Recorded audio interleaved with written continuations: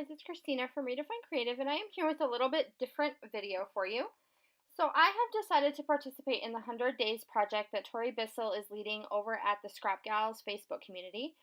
And the thing that I have decided to work on for 100 days is mixed media. Because I feel like it's an area that I really want to get better at and get kind of more advanced in my skills. So I'm starting out with some simple things, and then I'm going to continue hopefully over the next 100 days to grow and really get better at doing some of the more complicated looks. So I decided to kind of share, I'm not going to share every day or every project, but I decided that I am going to try and share a few with you. And so this is my first one. I'm just making kind of an intro page where I'm just kind of playing with these Distress Oxide inks. And so I've grabbed this Tim Holtz stencil and basically centered it and taped it down on this first page, and I am using some watercolor paper today. And I'm just using all of these different colors of Distress Oxide ink to fill in through my stencil, and I'm kind of blending the colors as I go. So I started in the top left with Seedless Preserves, which is the purplish color, and then I moved on to Peacock Feathers and a little bit of Broken China, which is the lighter blue. And then I moved down into Cracked Pistachio and Twisted Citron, which are the greens and yellows. And then I finished up the bottom with Worn Lipstick and Abandoned Coral, which are like the pink and the coral color. And then I grabbed my water bottle, and I'm just flicking a bunch of water over the top of it. And this is what activates that oxidizing property and gives you what looks like those water marks throughout the rest of it. And so you can kind of see that in the close-up, those where the ink has kind of faded away to look like water spots. And so I'm going to give that a second to dry, and then I'm going to grab this stamp from Felicity Jane that just says Explore, and I'm going to stamp that in black ink right over the top of my squares.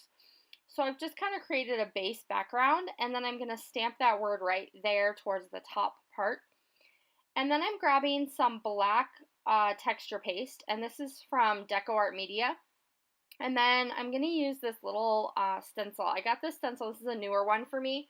And I've been really excited to give it a shot and use it because I've seen a lot of really neat projects with it, but I haven't used it yet.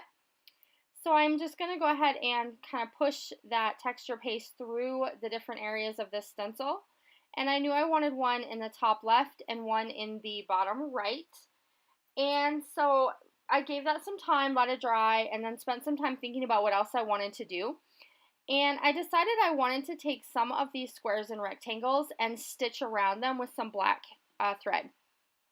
So I'm just taking my piercing tool and my little foam mat, and I'm going to punch a bunch of holes around random kind of squares and rectangles throughout this entire background that I created. So there's really no rhyme or reason to it. I'm just kind of picking random spots where I feel like that would kind of add to the look and give me some additional texture. So with this one, I was really kind of playing with different layers. So I have, my background with the distressed inks, I have my texture paste, I have my stamping, and now I went ahead off screen and did a bunch of stitching.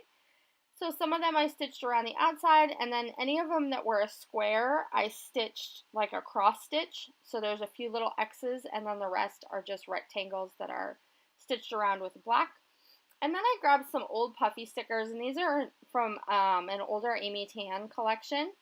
And I'm just going to grab 3 little puffy stickers. So in one of those rectangles I have a globe, and then in one of them I have an airplane, and then up here at the top I'm going to end up, I try a bunch of different ones, but I end up with the little red word adventure.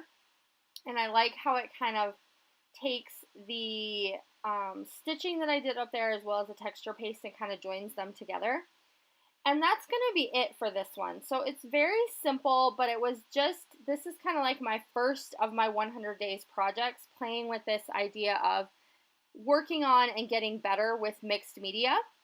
If you're playing along with the 100-day project, leave me a note down below. Let me know what your topic is or what you're going to be working on, and I'll see you tomorrow. Bye!